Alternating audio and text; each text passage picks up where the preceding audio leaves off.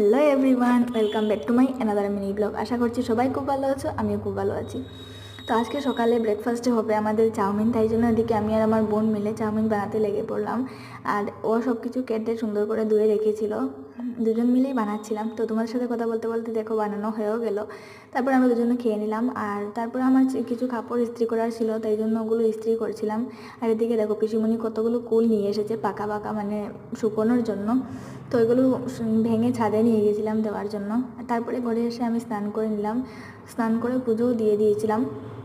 তারপরে কিছু খেতে ইচ্ছে করছিল দুপুরবেলা, তো সিঙ্গারা ছিল ঘরে, আর সাথে একটু চা খেয়ে নিলাম।